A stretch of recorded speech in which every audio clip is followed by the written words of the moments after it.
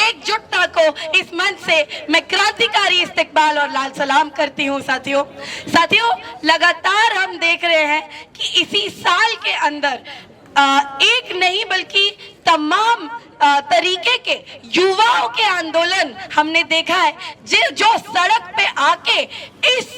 मनुवादी, इस तानाशाही, इस फांसीवादी, इस घमंडी सरकार का सर झुकाया है। हमने देखा कुछ महीनों पहले गुड़गांव मानेसर से लेके तमाम इंडस्ट्रियल बेल्ट में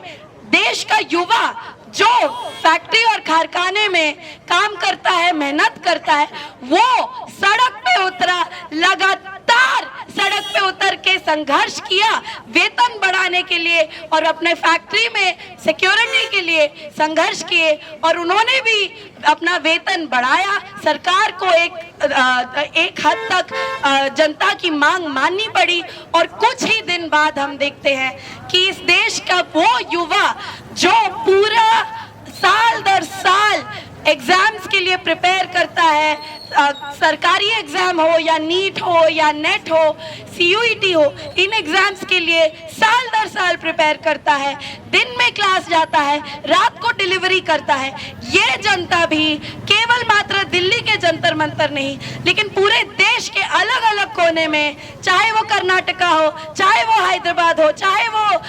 तमिलनाडु हो, चाहे वो BHU और यूपी के तमाम जगह, चाहे वो पटना हो, चाहे वो चंडीगढ़ हो, हमने देखा कि ये आंदोलन आग के तरफ फैला और जनता, इस देश का युवा आक्रोश होके सड़क पे आया और अपनी एकता दिखाया, अपनी एकता के बल पे, अपनी ताकत के बल पे इस सरकार का सर झुकाया। लगातार हम देखते हैं कि जनता का ही संघर्ष, जनता का जन आंदोलन, जनता का सड़क पे आके जन आंदोलन के तहत ही ये तानाशाह सरकार झुकता है और कोई तरीके से झुकता नहीं है। जिस दौर में सारे डेमोक्रेटिक इंस्टीट्यूशंस, इलेक्शन कमीशन से लेकर मीडिया जब उनके हाथ में है, तब जनता जब सड़क पे आती है तब वो ये चीज करके दिखाती है जो और कोई करके नहीं दिखा पाया है।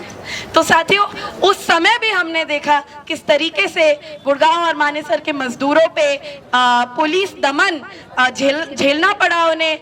पुलिस के लाठियों से लेके आंसू गैस उन्होंने खाया। और इस समय भी जब कॉकरोच जनता पार्टी का आंदोलन चल रहा था, CJP धर्मेंद्र प्रधान की इस्तीफा जब मांग रहा था, तब वही दिल्ली पुलिस जो इसी गेट से हमें घसीट के तिहाड़ लेके गई है, कुछ दिन पहले वो छात्रों को यहीं से डिटेन कर रहा था, बस इस शक से कि वो जंतर मंतर जा रहे हैं। और ये वही दिल्ली पुलिस है जो लगातार जंतर मंतर पे बच्चों पे आंसू गैस फेंका, टीयर गैस से लेके पैलेट गन से लेके लाठी स्टूडेंट्स ने खाया, लेकिन स्टूडेंट्स डट के रहे और एक हद के बाद स्टूडेंट्स भी भागना बंद कर दिए। उन्होंने दिल्ली पुलिस को चुनौती दी कि आप मार के दिखाइए और वाकई में दिल्ली पुलिस को पीछे हटना पड़ा, डिफेंसिव होना पड़ा। तो लगातार छात्रों, युवा और मजदूर की शक्ति हमने इसी NCR के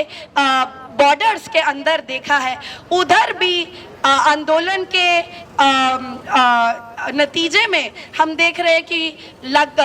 बड़े संख्या में गिरफ्तारियां की गई है, मासा के साथी, दिशा के साथी और तमाम मजदूर 100 के संख्या में, जिसमें महिला मजदूर भी ज्यादा है, उनको अभी तक गिरफ्तार रखा गया है हरियाणा और उत्तर प्रदेश के अलग अलग कोर्ट में। और अभी सुनने में आ रहा है कि हमारे साथी कॉमरेड धनंजय और तमाम लोग बिहार में 300 से अधिक FIR फाइल हुए हैं, जबकि हमें ये एश्योरेंस तक मिला है कि किसी पे कार्रवाई नहीं होगी। तो ये तानाशाह सरकार आपके आंखों के सामने दिख रहा है, जो आज वादा करता है और कल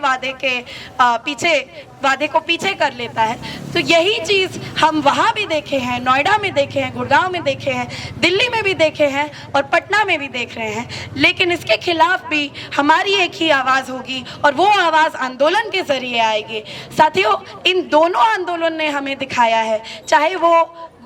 मजदूरों का आंदोलन हो या छात्रों का आंदोलन हो, ये दोनों एक ही व्यवस्था के दो कड़ी है। जो व्यवस्था में एक तरफ नई शिक्षा नीति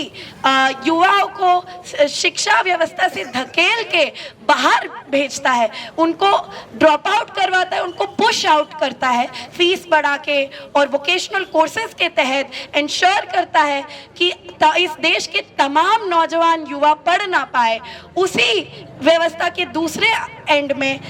लेबर कोड है जो इंश्योर करता है कि ये सारे जो युवा अभी कारखाने में घुस रहे हैं, अभी फैक्ट्री में घुस रहे हैं, वो 12-12 घंटे का काम करेंगे, कम वेतन में काम करेंगे, बिना कोई प्रोटेक्शन के, बिना कोई हेल्थ या जॉब सिक्योरिटी बेनिफिट्स के काम करेंगे और उनका पूरा फायदा पूंजीपति वर्ग उठा पाएगा। उनका पूरा फायदा ये सरकार और मालिक का गठजोड़ उठा पाएगा। तो ये एक ही व्यवस्था का दो अलग एक ही सिक्के के दो अलग साइड्स हमें देखने को मिल रहा है और इसी का आक्रोश आज हम दिल्ली में, एनसीआर में और पूरे देश के तमाम इंडस्ट्रियल बेल्ट से लेके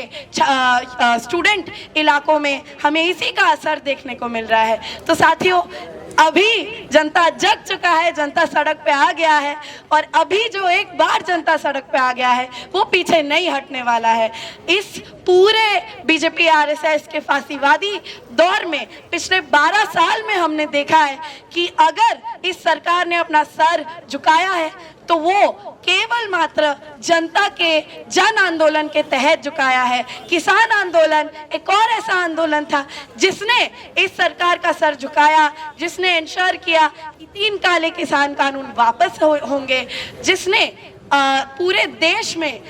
तमाम किसान के मुद्दे भी उठाए और WTO तक का मुद्दा इस देश में स्थापित किया। तो आज हम उस आंदोलन से भी सीख लेते हैं कि संगठित कैसे होना है और नई शिक्षा नीति के खिलाफ हम अपनी आंदोलन कैसे खड़ा कर सकते हैं, ताकि इस व्यवस्था में जो शिक्षा का बाजारीकरण करके शिक्षा और तमाम सोशल गुड्स की बाजारीकरण के तहत जनता को सीधा सस्ती मजदूरी करने में पुश किया जा रहा है, इस व्यवस्था के खिलाफ हम अपनी आंदोलन और ताकत करेंगे। जब तक स्कूली शिक्षा से लेकर उच्च शिक्षा तक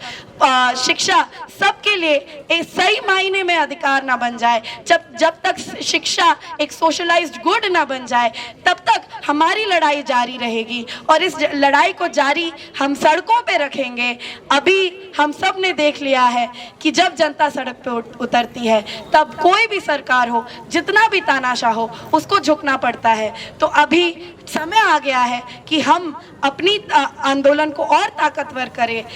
साथियों, एक गोरख पांडे का गीत भी सब गा रहे थे कि